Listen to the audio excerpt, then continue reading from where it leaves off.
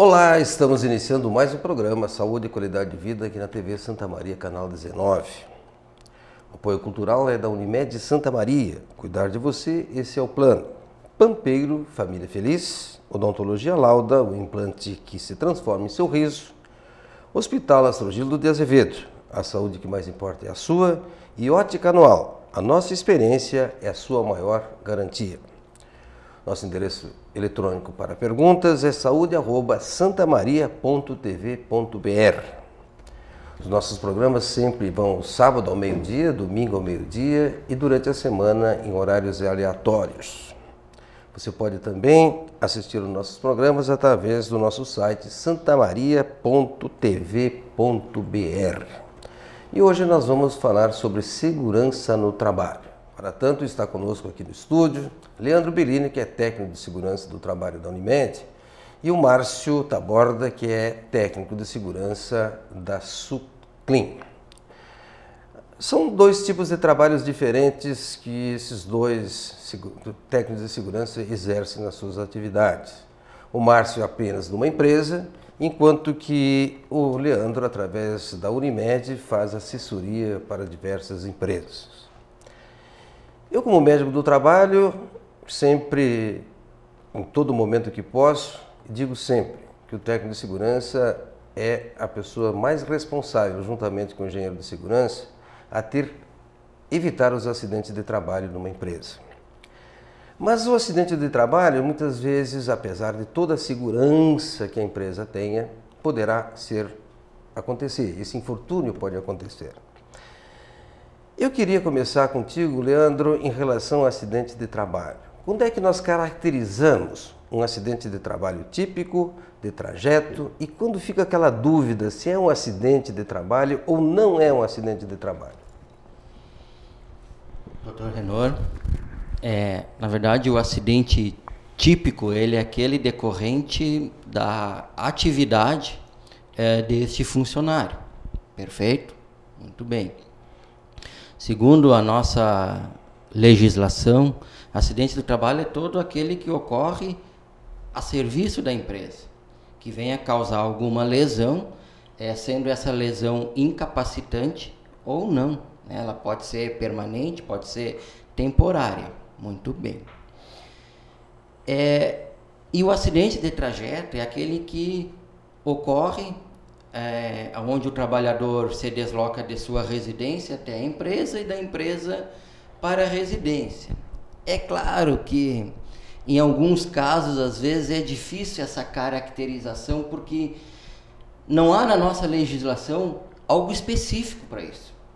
O trabalhador terminou a sua atividade laboral, resolveu passar na padaria, no mercado, comprar um pão, um leite para levar para a sua residência, ele já desviou o seu caminho. Mas nós temos ainda alguns entendimentos de nossa legislação, de alguns legisladores, juízes, advogados, que mesmo assim acabam caracterizando este tipo de acidente como acidente de trabalho. Bom,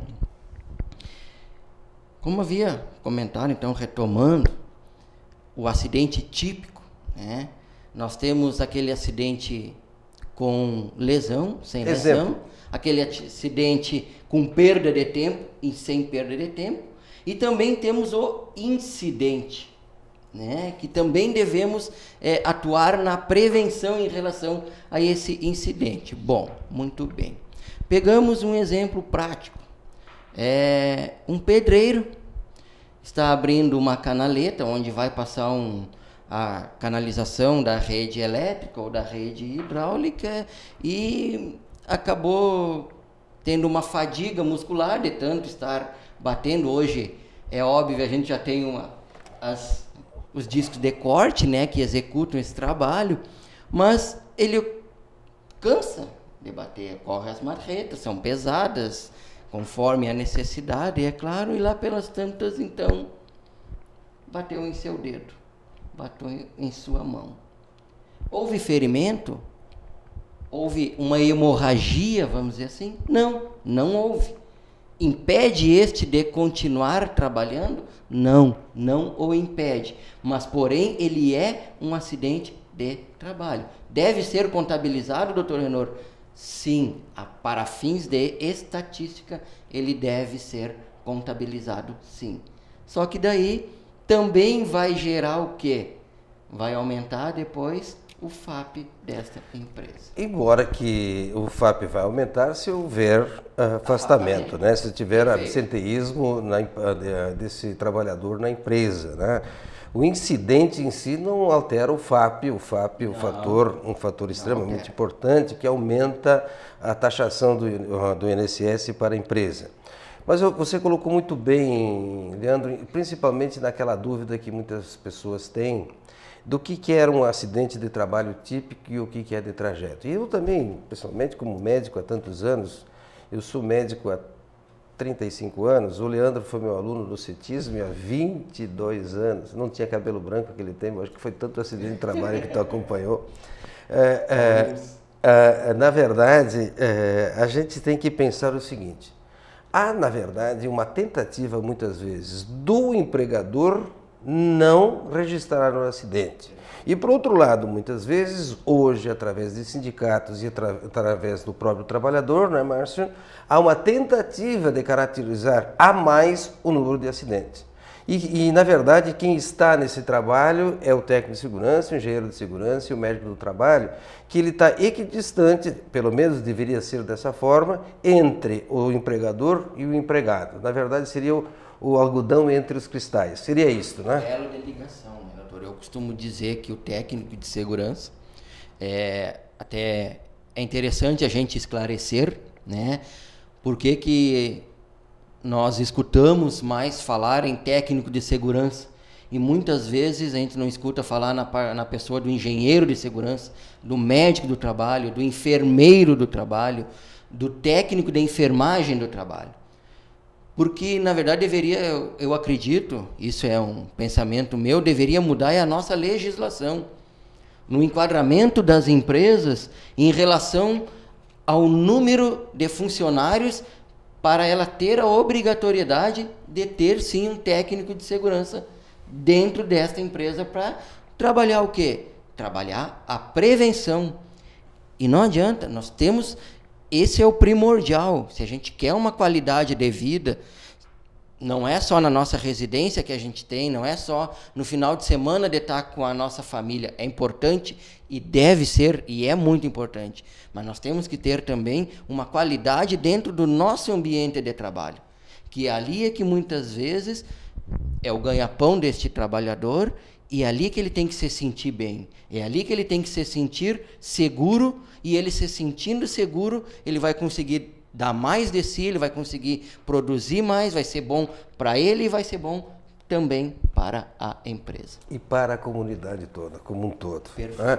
No momento de um acidente de trabalho, quem sofre o acidentado, sofre os seus colegas, a empresa, o INSS que está gastando recurso em cima disso e a própria comunidade, né? Principalmente um acidente com óbito, né, Márcio? Realmente um acidente com óbito mexe realmente com a estrutura de uma empresa, né? Muitas vezes, às vezes acontece um acidente, né? Mas quase que todos os acidentes poderiam ter prevenção se tivesse agido de forma correta. O Márcio trabalha na Suclin, hoje é a empresa santamarense talvez com o maior número de empregados, de colaboradores, né? Está passando de 3.000 funcionários a Suclin e trabalha muito terceirizando mão de obra, que aí é a grande dificuldade que tem dentro da Suclin e outras empresas dessa forma, porque ela executa as suas tarefas dentro da outra empresa. Essa dificuldade tu encontra no teu dia a dia. A gente encontra na realidade, como o Leandro Belini falou. E serviço público também, né? Que é mais difícil ainda. Exatamente. E como o Leandro falou agora há pouco, né? Qual é que é a dificuldade pela gente ser uma prestadora de serviço, né? Trabalhar em vários ramos de atividade, né? É um pouco diferente do ramo. Eu também sempre trabalhei em assessoria, como o Leandro, né? Hoje eu estou numa empresa ao qual eu sou responsável pelo SESBIT, né? É um pouco diferente, é muito diferente, né? Algumas coisas são parecidas, mas o principal, porque a gente, além de realizar a documentação, né, PPRA, LTCAT, né, PCMSO, juntamente com o Dr. Renor Beltrame e com o Leandro, né, da Unimed, né, a gente tem que fazer cumprir as normas de segurança e o cronograma que esses documentos estabelecem, né? E é complicado pelo fato de a gente ser uma empresa terceirizada. Às vezes essas empresas que nós somos prestadoras de serviço, né, o funcionário ele se sente como parte integrante daquela empresa que a gente está realizando o serviço, né? E a gente faz toda essa parte de fiscalização, como o Leandro falou, nessa parte de acidentes do trabalho, né, que eventualmente acontecem, né, Leandro? Né? A gente também, nós somos seres humanos, né, doutor Renor? A gente também fica sentido. No final a gente acaba sendo um filtro, tipo um garimpeiro, né? A gente, antes de emitir qualquer documento, qualquer CAT, comunicado de acidente do trabalho, né, a gente faz uma investigação do acidente, né, para a gente poder pesar. Para aprender também no acidente, para não acontecer o acidente. Exatamente, até para prevenir, né, que a prevenção é a palavra, né? A prevenção é a palavra na parte de segurança e medicina do trabalho, né? Para quê? Né?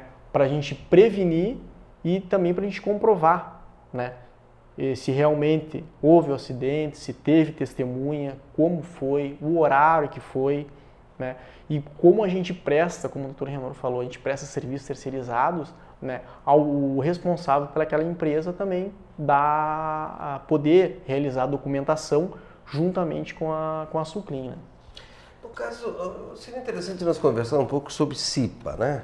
Tanto que o Leandro trabalhava no Expresso Medianeira por muitos anos e o apelido do Leandro, e até hoje os colaboradores da Medianeira não chamam ele de Leandro, chamam de Cipinha.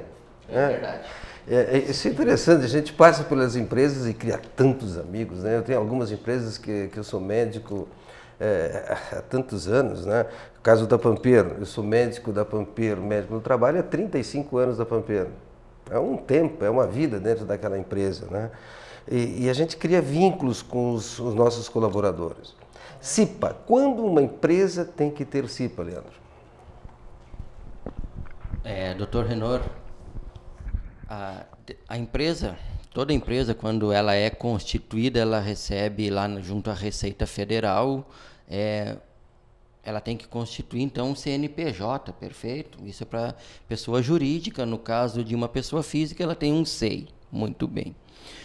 Todos esses, então, CNPJ e SEI, eles têm um CNAE, que é a Classificação Nacional de Atividade Econômica desta empresa, e ela se reporta, então, a um grau de risco, tá? Que isso está elencado lá na nossa norma regulamentadora número 4. Bom, então a partir da gente reconhecer, então, esse risco, nós sabermos isso, nós vamos nos deter, então, na NR5, que é a que trata e determina a obrigatoriedade de existência de uma CIPA. Importante salientar, doutor Renor, Leandro, me permite antes, você está falando em siglas e talvez o nosso telespectador perfeito, não entenda. O que é NR e quem estabelece as NRs? Quem estabelece as normas regulamentadoras, então para a gente às vezes é fácil estar falando muito em sigla, né? As normas regulamentadoras, elas são estabelecidas pelo Ministério do Trabalho e Emprego. E interessante, doutor Renor, é que elas existem desde 1978. E agora é um desabafo meu aqui, a gente ainda tem empresas, doutor Renor, que não tem nenhum básico, que é um exame médico admissional de um funcionário. Nós estamos em 2014 e não existe isso ainda. Mas vamos voltar à CIPA, então. Então, dentro da NR5, nós vamos pegar esta atividade, a qual esta empresa se enquadra, e de acordo com o número de funcionários, ela também tem que ter os membros da CIPA. Mas o que eu ia falar antes, doutor Renor, é que muitas vezes as empresas pensam assim, eu não estou enquadrada na NR5, então eu não preciso ter CIPA. Errado. Nós temos, a legislação diz que, e estabelece, que nós temos que ter um designado, e este designado da CIPA, ele vai realizar todas as atribuições referentes a esta CIPA, Comissão Interna de Prevenção de Acidentes. Muito bem. A CIPA, então, ela tem que ser igualdade de membros, ou seja, paritária. O que é isto? Isto é o seguinte, Diz lá, de acordo com a norma, o seu enquadramento, que, por exemplo, com os seus funcionários, esta empresa tem que ter 2 membros titulares e 2 membros suplentes. Então quer dizer que a minha CIPA é constituída somente por 4 pessoas? Não. A minha CIPA ela é constituída por 8 pessoas. Mas como, Leandro? Sim, 8 pessoas, sendo 4 representantes eleitos dos funcionários, pelos funcionários, e 4 representantes indicados pela empresa. Que, em comum acordo, em conjunto, eles vão trabalhar o quê? Pela prevenção dos acidentes e, principalmente, doutor, algo, vamos dizer assim, muitas vezes invisível, que são as doenças ocupacionais, que também são caracterizadas ou também são enquadradas como acidentes de trabalho. Na verdade, quando se fala em CIPA, você colocou de uma forma bastante clara, Leandro, mas quando tem filiais que nem você tem dentro da Suclim, a Suclim é uma empresa que tem em Santa Maria um contingente bastante grande, mas tem toda a fronteira, tem em Rio Grande, tem em Paraná, Santa Catarina, Porto Alegre, um grande contingente, Passo Fundo, são tantas cidades que se expandiu no Rio Grande do Sul. É uma única CIPA? Quantas CIPAs tem que ter? Como é que é feito? Na realidade, como o Leandro falou, né? A Suclim é uma empresa que está em todo o Rio Grande do Sul, Santa Catarina e Paraná, né? Já estamos pleitando quase 4.000 funcionários, né? Como nós temos os nossos funcionários muito distribuídos em vários locais e contratos, né? Primeiramente, a gente analisa o contrato. Alguns contratos já que as empresas ou os órgãos, né, licitatórios, que a gente participa da licitação, né, já impõe no próprio contrato, né, a empresa ter um cipeiro, né, um representante da CIPA, como o Leandro falou, ou a gente ter uma CIPA. Por exemplo, nós temos um grande contrato aqui em Santa Maria, né, ao qual nós temos uma CIPA, né, de acordo com o número de funcionários e o enquadramento, né, da NR5, né, a norma regulamentadora do Ministério do Trabalho, né, sobre a Comissão Interna de Prevenção de Acidentes, nós temos uma CIPA, né? Temos ao total hoje 3 CIPAs, né, descentralizadas, né? E na maioria dos contratos também temos um cipeiro, como o Leandro falou, não temos a obrigação de ter uma CIPA implementada, mas temos um cipeiro. Sobre a estabilidade, que o pessoal gosta de comentar bastante. Sobre isso. Né? Sobre a estabilidade, o pessoal, Márcio, estou participando da CIPA agora e agora eu tenho estabilidade, né? Tenho estabilidade de quanto? Até onde vai a minha estabilidade, né? Primeiramente, né, para deixar bem claro para os telespectadores, né, que os que têm estabilidade são os eleitos, né, por voto pelos funcionários, né? Como o Leandro Belina falou agora, meu colega aqui, os que são indicados pela empresa, esses não têm estabilidade, né? Só que essa estabilidade também tem um limite, né, Dr. Renan? Né? Como, por exemplo, tu não participando das reuniões mensais ou extraordinárias, né, tu tendo um número X de faltas, tu perde até o teu mandato e a tua estabilidade. Ou se tu cometer um ato muito faltoso também, né, no decorrer da atividade. Quer dizer assim, a demissão por justa causa pode acontecer mesmo tu sendo cipeiro. Exatamente, perfeito. Agora, essa estabilidade de 1 ano após no mandato e mais 1 ano, é uma forma que realmente tem a legislação, de uma forma correta, claro. Dá essa certa estabilidade no sentido de provir àquele trabalhador defender os seus colegas perante o patrão. Esta é a ideia. E lógico que nós não concordamos quando é usado isso de uma forma negativa, uma forma errada para ele e para os seus companheiros, os seus colegas de trabalho, né? Aquele trabalhador que muitas vezes é candidato, até mesmo porque vai ser demitido na empresa. E termina sendo eleito até por esse motivo e depois não exerce a atividade como tem que ser de um cipeiro. CIPA é algo muito sério. Nós vamos a um breve intervalo e já voltamos.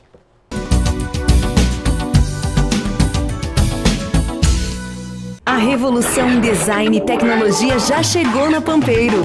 Chegou o Up, o subcompacto da Volkswagen, produzido no Brasil por quem gosta de ousar. Tudo nele é Up. Venha conhecer toda a segurança, potência e economia deste modelo. Passe na Pampeiro e faça um test drive no novo subcompacto da Volkswagen. Conheça o Up, um carro planejado especialmente para o seu jeito de ser, está esperando por você na Pampeiro. A odontologia moderna traz hoje uma rapidez, traz eficiência, fazendo com que aquele paciente que perdeu os seus dentes tenha reposto imediatamente através da utilização de implantes. Esses implantes são fabricados em titânio. O titânio é um material biocompatível, onde o nosso sistema imunológico não produz nenhum tipo de anticorpos contra esse material. Neste exemplo que nós estamos vendo aqui na minha mão, quando uma pessoa perdia um dente, o dentista tinha como opção fazer o desgaste de um dente do lado, o desgaste de outro dente do lado e repor esse conjunto através de uma chamada ponte fixa. Hoje não é mais necessário desgastar os dentes vizinhos, se mantém os dentes como eles eram, né, e apenas se coloca um implante de titânio.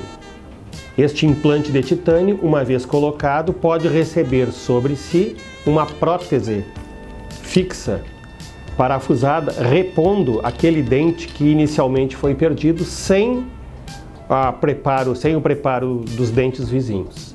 Essa prótese parafusada, né, tem um parafuso, essa prótese parafusada e pode ser removida, desparafusada a qualquer tempo para qualquer tipo se houve uma fratura, se houve uma lasca da porcelana, pode ser refeito a qualquer tempo, basta tirar, consertar e colocar de novo, né, com um custo extremamente baixo. De certa forma, então, podemos afirmar que a implantodontia ela não apresenta nenhum tipo de rejeição. O termo rejeição estaria aplicado ao fato de nós fabricarmos anticorpos com relação a alguma substância estranha que se coloque no corpo. No implante ósseo integrado isto não acontece. Odontologia Lauda, o implante que se transforma em sorriso. Investimento em tecnologia e materiais de última geração, através de um laboratório próprio, oferecem aos clientes benefícios que vão além do econômico. Qualidade, segurança e parceria são os nossos compromissos. Traduzir a confiança em um bom trabalho é a nossa missão, valorizando a cada dia os usuários de óculos de grau e garantindo total confiabilidade de nossos produtos. Com uma grande variedade de lentes e armações nacionais e importadas, garantimos ao nosso cliente total satisfação. Ótica Anual. A nossa experiência é sua maior garantia. Tradição de 56 anos. Conheça as nossas instalações na Acampamento e na Policlínica Provedor Wilson Waita. Cuidar de cada detalhe. Esse é o plano. Transformar um sonho distante em seu próximo destino. Esse é o plano. Cuidar hoje do amanhã. Esse é o plano. Envelhecer sem ficar velho. Esse é o plano. Conseguir almoçar em casa. Esse é o plano. A Unimed sabe que seus planos são importantes para a sua vida. E se cuidar é a maneira de você realizar cada um deles. Cuidar de você. Esse é o plano. Unimed.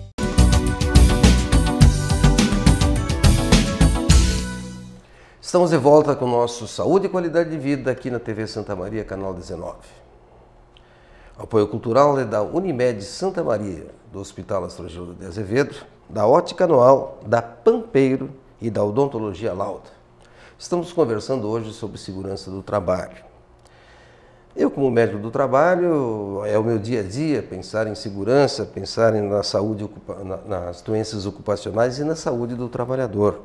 Estamos discutindo com dois técnicos de segurança, que são, na verdade, os responsáveis por trabalhar dentro de uma empresa. Falamos sobre CIPA, falamos principalmente dessa primeira parte do que faz um técnico de segurança, mas algumas coisas são importantes.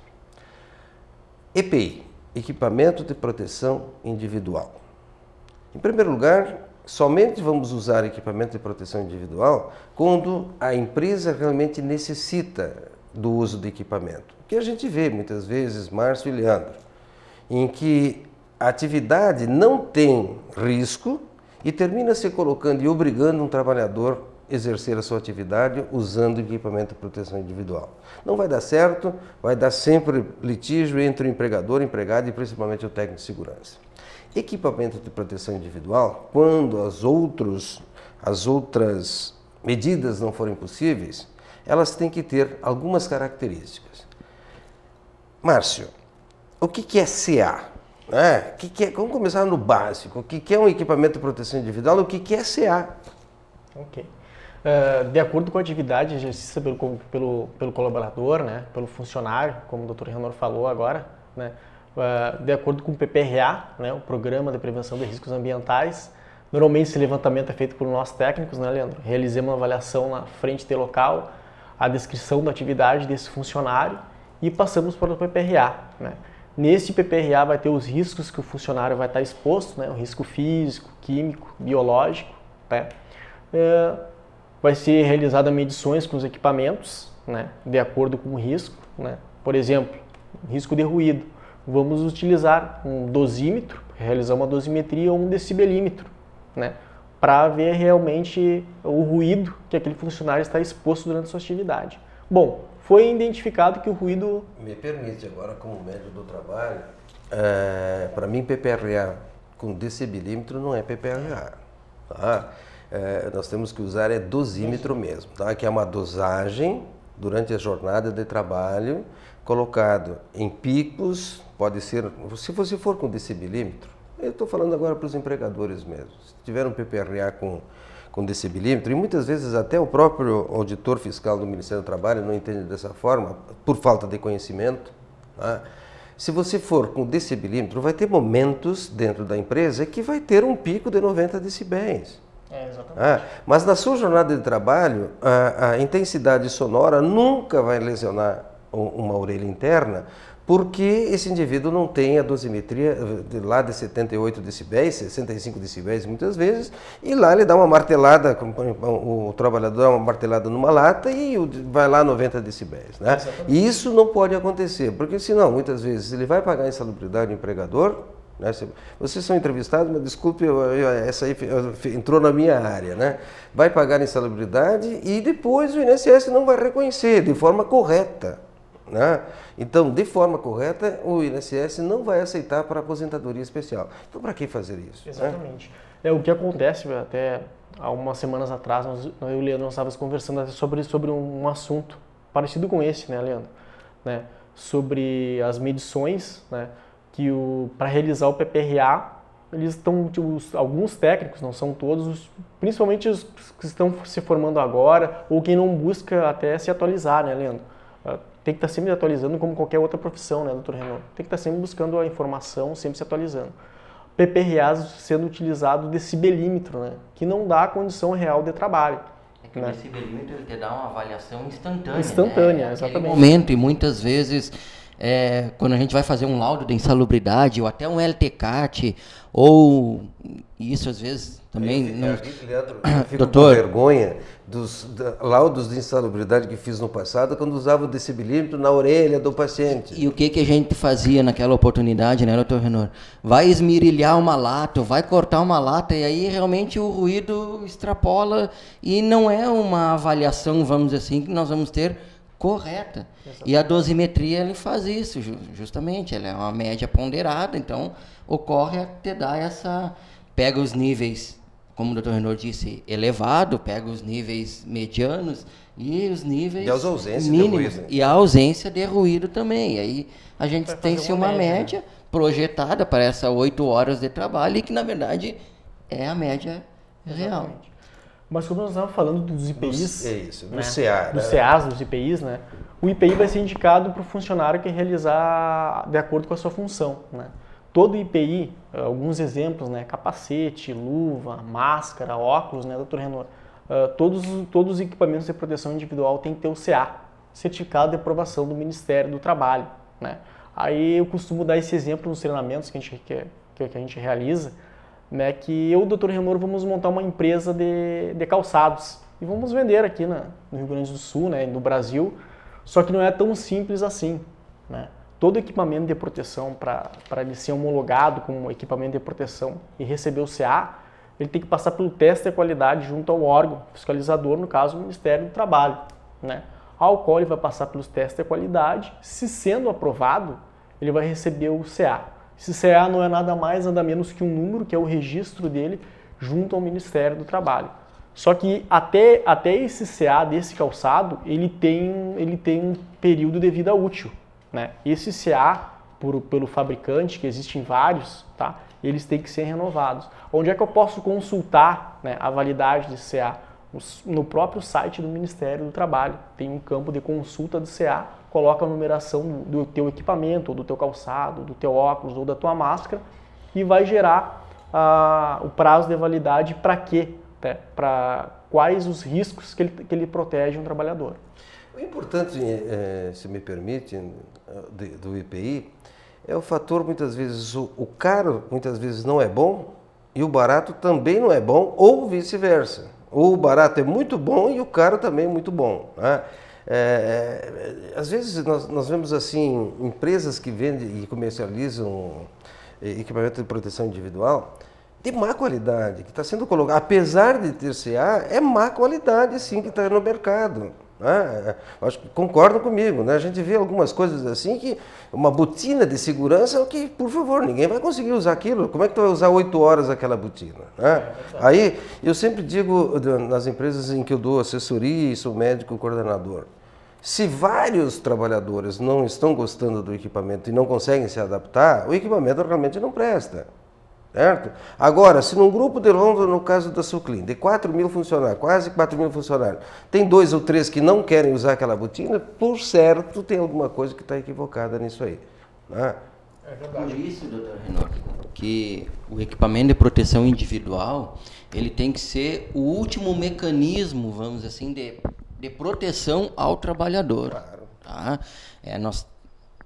Bem como o Márcio colocou, na elaboração, na coleta de dados para a elaboração de um programa de prevenção de riscos ambientais, deve ser avaliado aquela atividade deste trabalhador como um todo.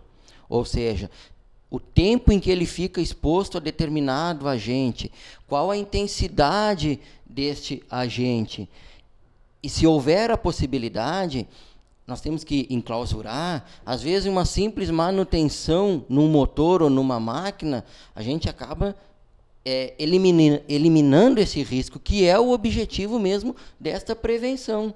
E se não for possível eliminar, então, na fonte, como nós chamamos, nós temos que eliminar na trajetória. E no trabalhador, o EPI é a última alternativa que nós temos que encontrar.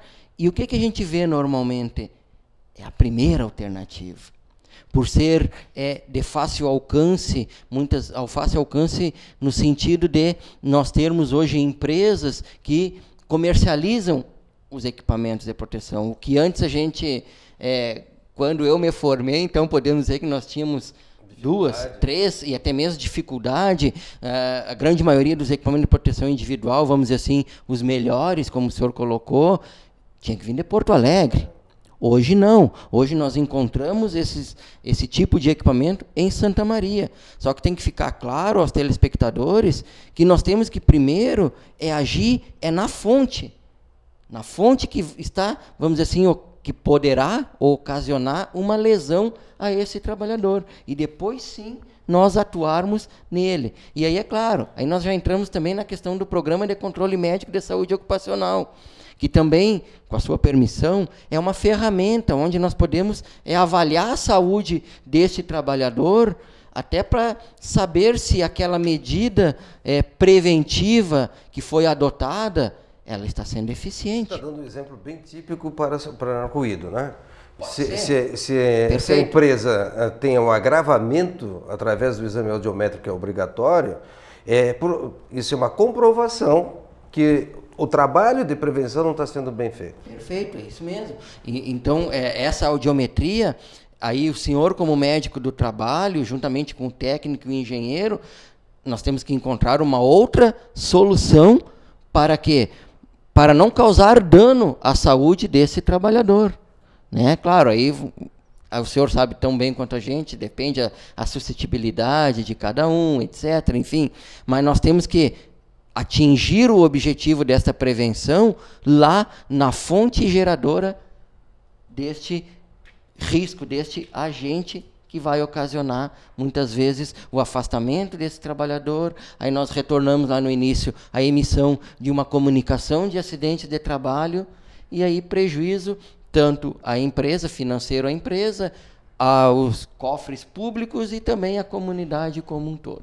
Márcio, no caso da Suclin, nós temos lá... Quantos técnicos são mesmo? O total são 9 técnicos de segurança. 9 técnicos, um médico e 2 engenheiros. 2 engenheiros, também o técnico de enfermagem do trabalho. 2 técnicos, de enfermagem do trabalho. Eu quero colocar isso com uma importância, muitas vezes, até para os jovens que estão nos assistindo, pensarmos nessa profissão de técnico de segurança. Mas se forem fazer, é para fazer realmente estudando um curso bom, em que possa ser muito bem formado. Tá? Há uma necessidade assim, de técnicos, nós precisamos, o mercado está ávido para a contratação e, infelizmente, nós não temos técnicos prontos em qualidade que nós mereceríamos ter na cidade de Santa Maria e que Santa Maria ainda tem cursos de formação. Imagine em outros locais onde não tem curso de formação. A dificuldade é muito grande. Acompanho isso dentro da Unimed, acompanho isso dentro da Suclin e nas outras empresas que estão tentando contratar, não conseguem contratar, pelo menos técnicos de boa qualidade que possam discutir como vocês estão discutindo aqui comigo. Doutor Renor, voltando nos IPIs, né, até para o telespectador, né, sobre esses equipamentos de proteção, a gente costuma dar em torno de 3 treinamentos por semana, né, na segunda, na quarta e na sexta, na integração. O nosso funcionário, quando ele é contratado, ele já realiza os treinamentos, indicado para cada área e de acordo com o risco. Né. O que a gente costuma falar?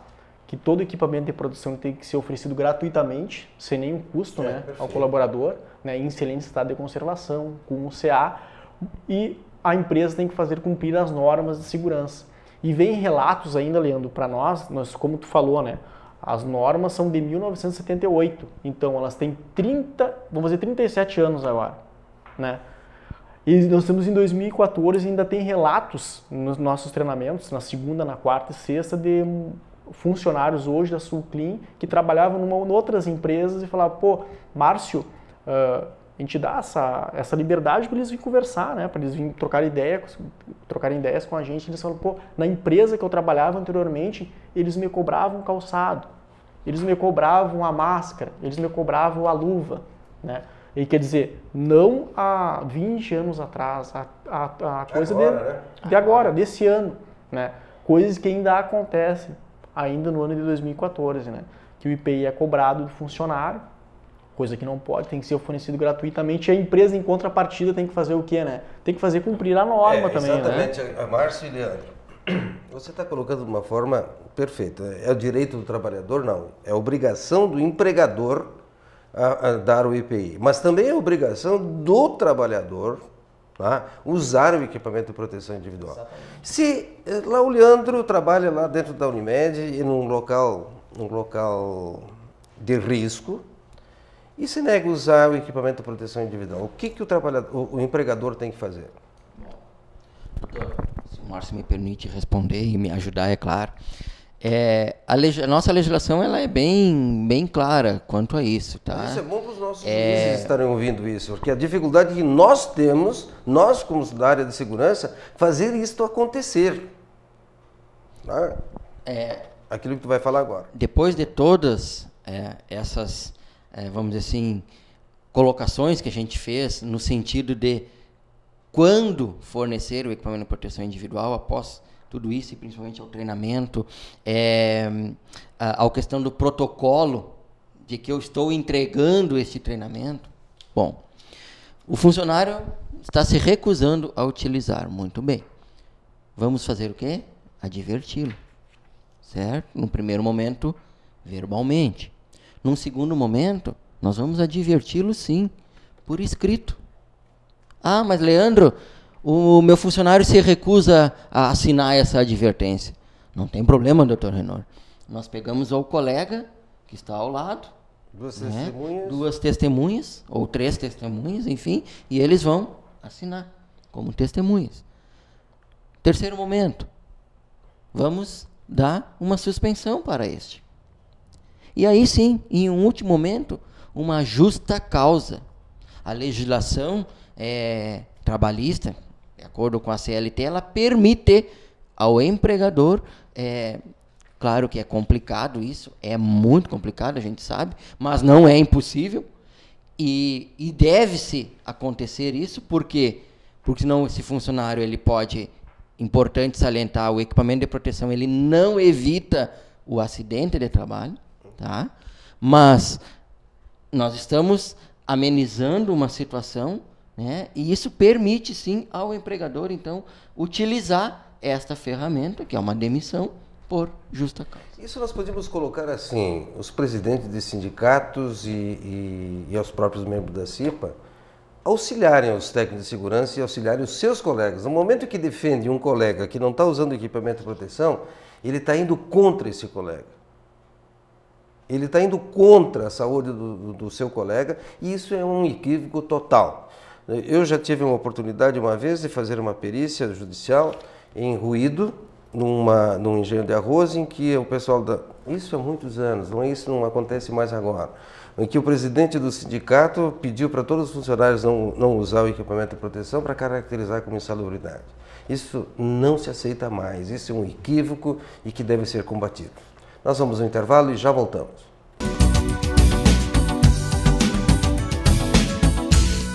A revolução em design e tecnologia já chegou na Pampeiro.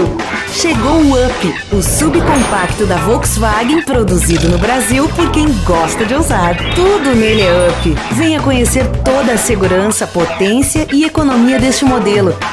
Passe na Pampeiro e faça um test drive no novo subcompacto da Volkswagen. Conheça o Up, um carro planejado especialmente para o seu jeito de ser, está esperando por você na Pampeiro. Investimento em tecnologia e materiais de última geração, através de um laboratório próprio, oferecem aos clientes benefícios que vão além do econômico. Qualidade, segurança e parceria são os nossos compromissos. Traduzir a confiança em um bom trabalho é a nossa missão, valorizando a cada dia os usuários de óculos de grau e garantindo total confiabilidade de nossos produtos. Com uma grande variedade de lentes e armações nacionais e importadas, garantimos ao nosso cliente total satisfação. Ótica Anual. A nossa experiência é sua maior garantia. Tradição de 56 anos. Conheça as nossas instalações na Acampamento e na Policlínica Provedor Wilson Waita. Até em casos mais severos, hoje a odontologia nos proporciona a solução.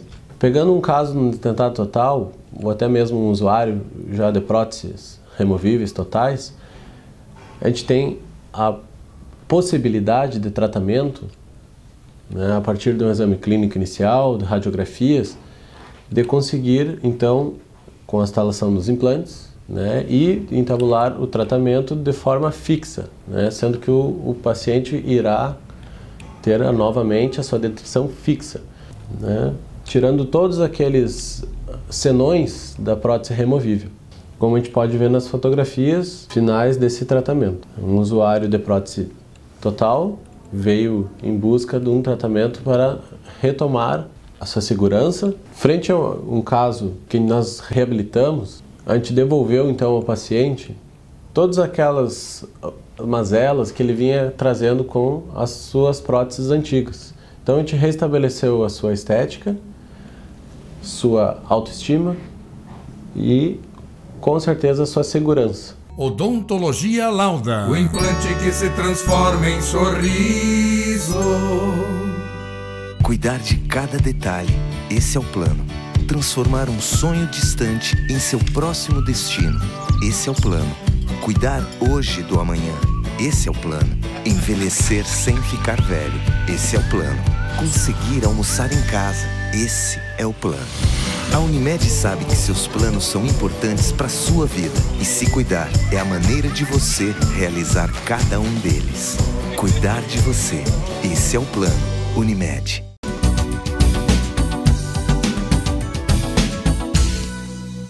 Estamos aqui na TV Santa Maria apresentando Saúde e Qualidade de Vida, o apoio cultural da Unimed Santa Maria, da Pampeiro Família Feliz, Odontologia Lauda, o implante que se transforma em sorriso, Hospital Astrogildo de Azevedo, a saúde que mais importa é a sua, ótica anual, a nossa experiência é a sua maior garantia. Como estou vendo aqui o Hospital Astrogildo de Azevedo, eu estou pensando na NR32, nós discutir um pouco. Por que gostaria de conversar um pouco sobre a NR32? Porque nós temos muitos hospitais. E o próprio Suclim presta serviços, por exemplo, dentro da Unimed, do LabMed e outros laboratórios. E sempre a NR32 é que trata exatamente em trabalho na área de saúde. E quero falar um pouco também discutirmos aqui um pouco sobre a NR35, que é trabalho em altura, que tem uma celeuma muito grande em Santa Maria, né? NR32, experiência de vocês na área de saúde. Bom, NR32, na área da saúde, né? Aí o pessoal começa a falar em área da saúde, somente em hospitais, né? Não, a NR32 é da área da saúde em geral, postos de saúde, né? Laboratórios, consultório médico, né? Qual é que é o grande combate que a gente enfrenta, particularmente dentro da Suclim, né? São as vacinas, né? Porque o funcionário ele toma principalmente da hepatite, né? Não, agora teve uns dias que não tinha a vacina do tétano em Santa Maria, que é obrigatório. O que fazer? Inclusive a gente foi até no Ministério do Trabalho e protocolou que nós não tínhamos, até para uma futura fiscalização. Principalmente por que a hepatite, né?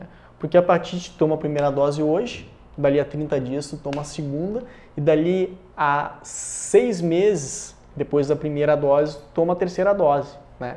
Só que muitas vezes o funcionário ele toma a primeira dose, toma a segunda e não toma mais a terceira.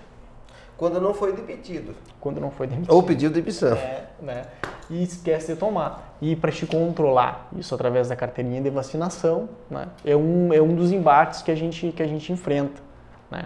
De fazer esse controle, até para poder conscientizar o colaborador, né? Que ele realizando todas essas etapas, ele está cuidando da própria saúde, né, Leandro? Que não tem preço, né? Costumo falar em todos os treinamentos, né, sempre no momento final de encerramento, eu costumo falar que tu é amado e querido por alguém, né? Tu é importante, né? Tem alguém te esperando em casa, né? Da mesma forma que tu saiu hoje de manhã, tu tem que voltar para tua esposa, para o teu marido, para teus filhos, né? E que eu costumo falar que o ser humano ele é muito egoísta. Às vezes ele só pensa nele, mas ao redor dele, né, tem muitos outros, né, que dependem dele, que ele é amado e querido por alguém, né? Na verdade, ele tem que gostar de si próprio, né? Exatamente. Tem que gostar de si próprio. Acho que é a essência, né? Mas eles acabam esquecendo, né, Leandro? Mas, Leandro, eu quero puxar de volta da NR32. A NR32 é uma NR extensa, em primeiro lugar, detalhista, talvez a NR mais detalhista que nós temos, de difícil compreensão muitas vezes, tanto pelo trabalhador como pelo médico, pelo engenheiro de segurança e muitas vezes até para os nossos auditores fiscais, porque ela é realmente extensa e vai às minúcias, né? Ela é feita a tripartite sempre, né? Tem a participação do trabalhador da área de saúde, tem a participação do Ministério, tem a participação dos engenheiros e médicos do trabalho na confecção. Mas ela foi tão detalhada que esse detalhamento fez com que ela tivesse muita dificuldade de ser implantada. Por exemplo, colocação de armários, né? Armários individuais para todos os trabalhadores e com a lavagem da roupa dos hospitais, das clínicas, por custo do empregador. Isso até hoje não está sendo colocado em vigor. Acionamento também dos como a Suclim é uma prestadora de serviço, né, doutor Renor? Essa parte de estrutura em si, né, das empresas ao qual nós prestamos o serviço, às vezes elas não estão adequadas. Claro, né? Lógico. Pelo fato de torneira com acionamento com os pés, né? Os próprios armários com repartições até locais para serem guardados alguns produtos, né? Disponibilidade de um alojamento ou até mesmo de um refeitório, né? É uma NR que ele é muito específica, né? Ela é muito detalhada, como o senhor falou, ela é muito extensa. Talvez concordo com o Dr. Renor realmente, né, Leandro? Eu acho que a NR, eu acho que ela é mais detalhada, mais específica e tem muitos termos. Eu acredito assim, ó, eu acho que direto, vamos dizer assim, ao risco mesmo. Porque nós temos dentro da área da saúde a questão do risco biológico. Ele não é como o ruído que a gente comentou antes, ou uma poeira, ou uma atividade de solda, que a gente, muitas vezes nós estamos escutando aquele barulho, ou nós estamos visualizando uma nuvem de poeira, uma atividade de solda, e o risco biológico ele é invisível. É verdade. Nós não temos como mensurar esse risco. E aí é o grande problema que eu vejo. Porque nós temos a questão do acidente de trabalho, a questão da fonte, um acidente com material pérfuro cortante. Muitas vezes a gente não tem o detalhamento desta fonte. Essa fonte tem uma doença infecto-contagiosa? Se tem, vamos tomar as medidas que está lá dentro do PPRA, que está lá dentro do PCMSO, de acordo com o POP referente ao acidente de trabalho, e vamos adotar essas medidas. Mas e se a gente não sabe qual é a fonte?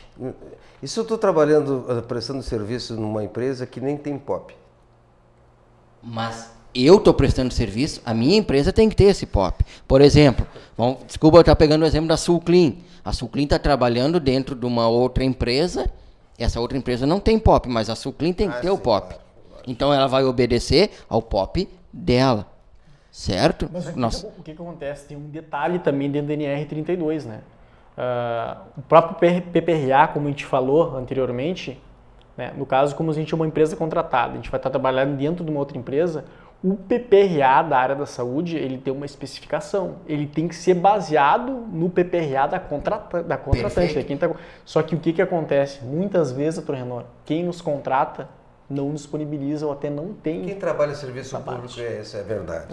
Infelizmente. Por isso que eu disse, daí nós temos que usar o quê? O POP da empresa, exatamente. No caso, Sulclean. Eu sempre digo que o serviço público é fiscalizador, mas não cumpre nenhuma norma. Nenhuma norma. Infelizmente, essa é a grande verdade. Todo o serviço público, muito raras exceções que eu conheço em que realmente cumpre todas as normas. Tá?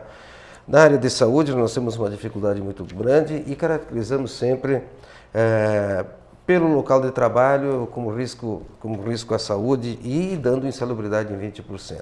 Tá? Isso eu coloco muitas vezes a história da insalubridade, que não deveria existir insalubridade. Insalubridade é uma forma que o Brasil e alguns outros países, muito poucos nesse planeta, têm essa forma de remuneração por dizer, olha, como tu estás num ambiente ruim para trabalhar, eu estou te pagando 20% ou 40%. Tá?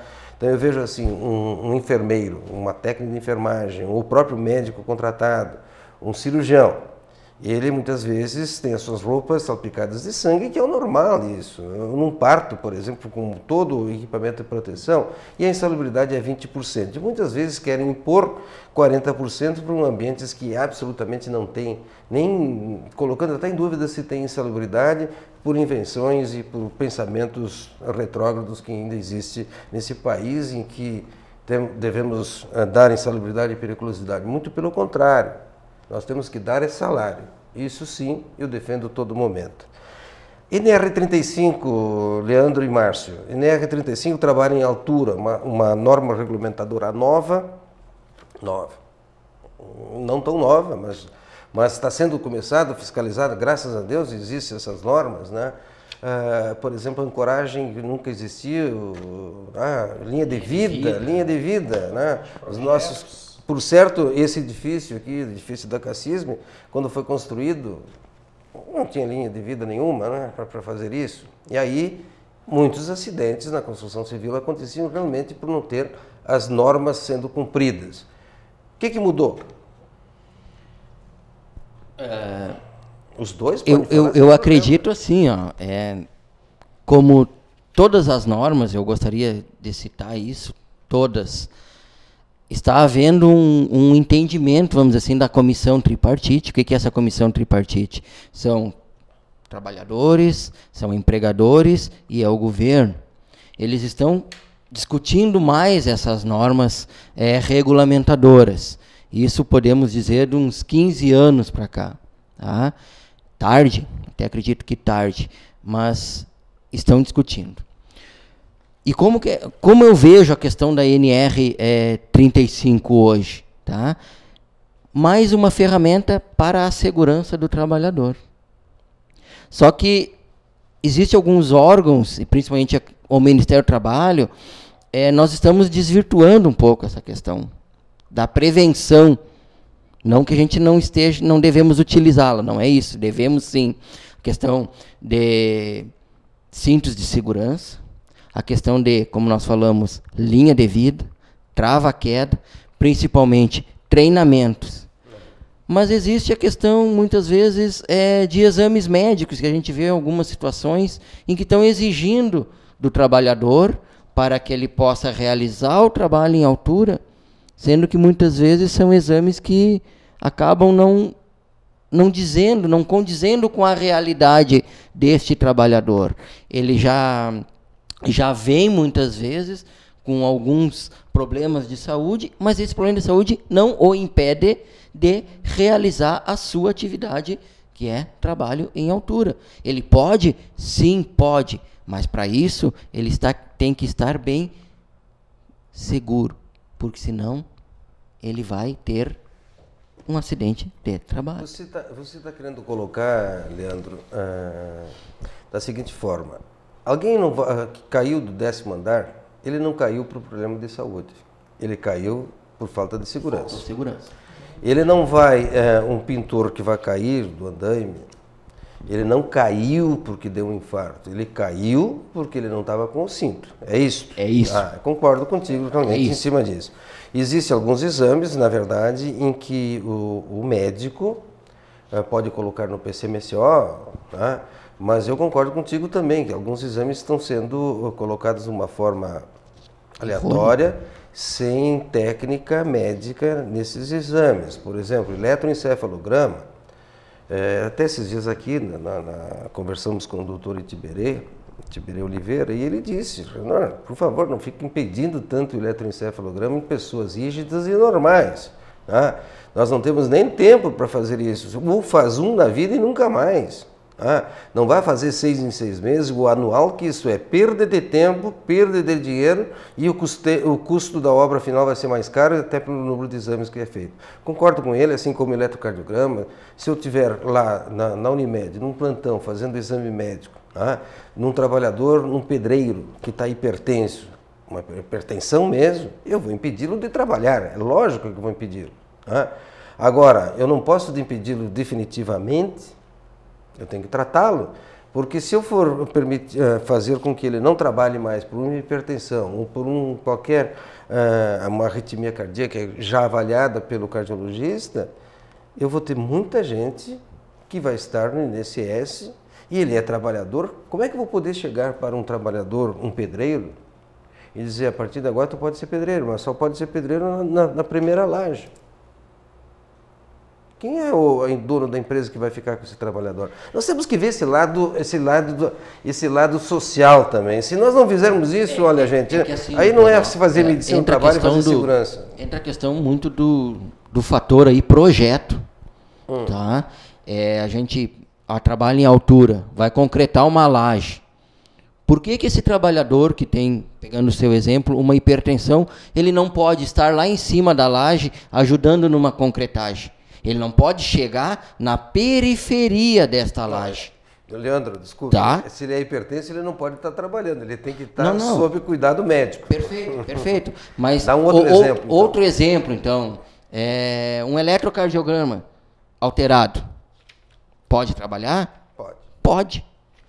Tá? Ele não pode estar fazendo um serviço de reboco de uma alvenaria externa, ele não pode, talvez, estar pintando, no sentido de prevenir, tá? Mas ele pode estar lá em cima, assim, numa laje, trabalhando. Leandro, ele pode estar pintando também, ele só tem que estar com segurança pintando, porque se ele está pintando num andaime, mas esse andaime com toda a segurança é a mesma coisa que está pintando ao nível do chão. Não tem diferença nenhuma. Com trava-queda, com treinamento, não há necessidade. São interessantes colocações. Nós teríamos mais horas aqui para conversar sobre segurança do trabalho, e até me incita a convidá-los novamente a estar aqui com a gente para falar das outras normas. Nós temos 36 agora tem normas regulamentadoras. Né? Exatamente, 36 normas. Se nós falássemos num programa só de uma norma, nós teríamos assunto para isso, de certeza. O mais importante que eu digo de todas essas normas chama-se NR1. Eu acho que a melhor norma é a consciência, né? É a educação continuada. Não precisaria ter tantas normas se nós tivéssemos consciência naquilo que a gente deve fazer. Quero agradecer aos dois técnicos de segurança, o Leandro e o Matheus. Márcio, desculpe. E agradecer por vocês terem vindo com o azul, Novembro Azul, reconhecendo sempre a segurança do homem. A todos, muito obrigado por estar conosco e até a semana que vem.